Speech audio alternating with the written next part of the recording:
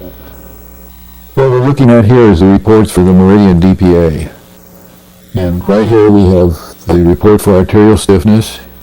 Here's the fax paper printout report that comes out without a computer. Here's the interpretive guide.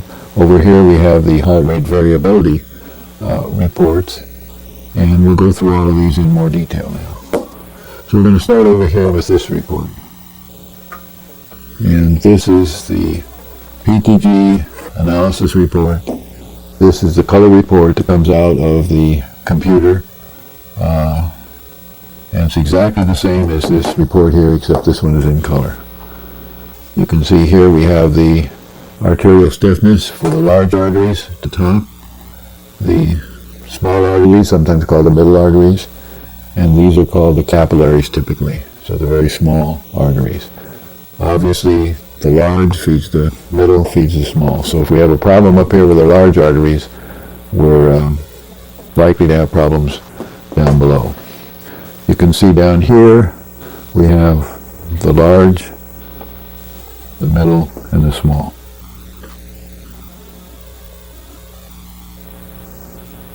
Now right on the top here we have the PTG waveform, and here's the APG waveform. Here's what a typical waveform looks like. If you look down in this area, you'll see the other things that are going on. The first thing we want to look at here is the recognition. We want to make sure that we have over 80% of the pulses are recognized. If we don't, we consider it an invalid test.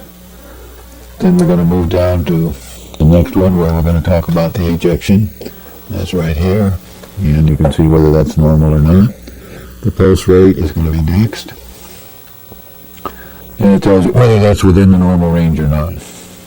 The pulse height, which is displayed right over here, is going to, and it's also displayed here on the other printout, right in this area.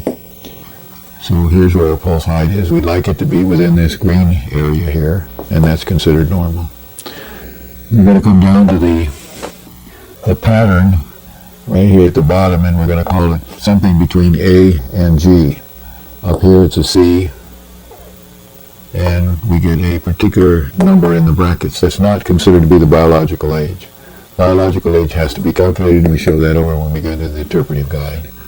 Here's the type B, and again the brackets, number in the brackets is not the biological age. Now we'll go to the interpretive guide. We're going to see a lot of information on the interpretive guide here. We look at this top one here. We're going to see the name of the patient up here at the top. Then we're going to take a look at what's called recognition here. We'll also see the age and a few other things about the patient, the date of the test. So the first thing we're looking for, did we actually get 80% of the pulses? If we did, it's a fine, it's a good test.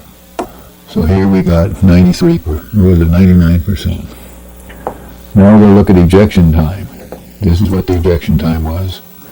And the description of the ejection time, what's normal, what's considered high, and what's considered low, and a description of that. The heart rate is right here. This particular one is shown in beats per minute. What's normal, what's low, and what's high, and an explanation of that. We go into pulse height. Here's our pulse height. pH is pulse height. We want to have normal, if it's less than and greater than, and a description of the pulse height. We also look at this wave here. So this shows us the shape of the wave. That's what we're interested in. So what is the shape of the wave?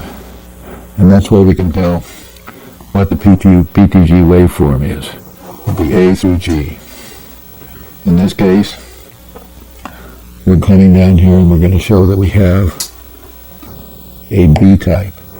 Right here the waveform is a B type. So this is still part of 5 on this sheet down here. So this would be a B type here. And this is a little graphical that shows us each one of these areas and what's going on. When we get over here to an F or a G, we really have a significant cardiovascular situation. In many cases, we want to refer that patient to a cardiologist for further examination. Now, biological age is a calculated variable. This is another way of looking at it. Same thing as we had up here. But we're going to see here that we have what age is represented by each one of these. A would be 25, 20 to 30, B is 30 to 40, C is 40 to 50, and D is 50 to 60, E is 60 to 70, F is 70 to 80, and G is 80 to 90. Now, obviously, if you're 30 and you're running up an F or a G, it's really a great concern. If you're 80 and you're running an F and G, well, it's still of concern, and you'd like it to be down here at a B or a C. But there's a reason for it, and this can be corrected. We're looking at circulation analysis here. We're looking at the EEI, which we saw over on the circulation analysis report up here as this first one, the EEI. And then we're looking at the DDI, which is the middle arteries, and then we're looking at the capillaries, which is DEI. Explanation of each of those. Here's where we're looking at the type. We say that we're a type B. We got that from the report over here, type B. Okay, now by using that we can do a calculation in the calc spreadsheet and determine the biological age.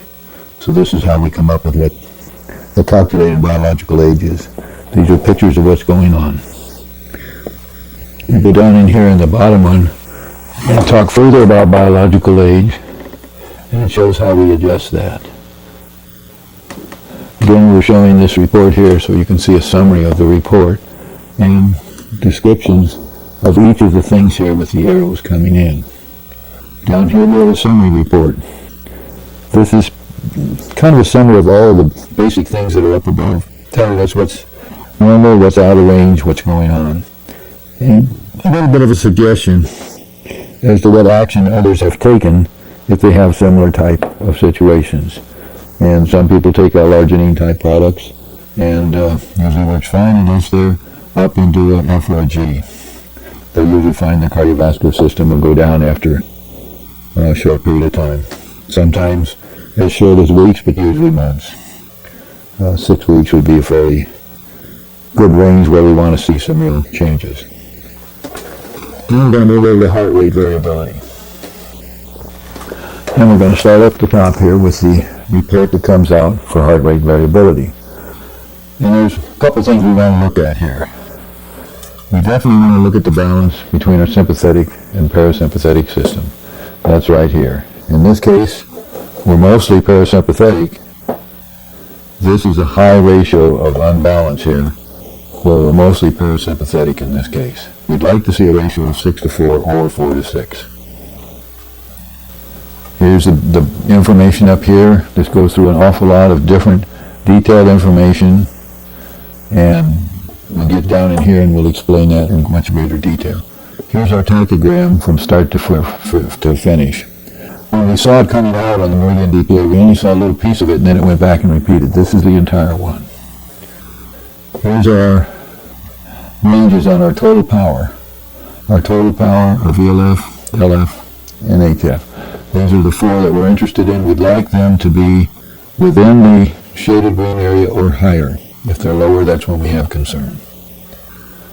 Now we're going to go down here and take a heart rate variability interpretive guide, and we have this broken down into various sections here. SDDN is considered to be one of the very good indicators of what's going on in the area of heart rate variability. So we have an analysis here of what's happening.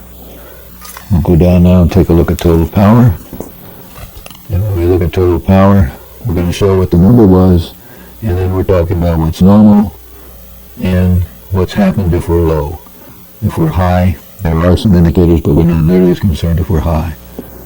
So this is an explanation of total power and what high-low means and what normal range is. Now we're looking at VLF. Again, VLF, remember we went through this power density spectrum up here. VLF describes the same thing. Normal range. This is a very low frequency. The low frequency is here, normal, and what decreased and what that means. High frequency, again, normal, what decreased means, and a brief description of what it's all about. Now the ratio between the low frequency and the high frequency is discussed here.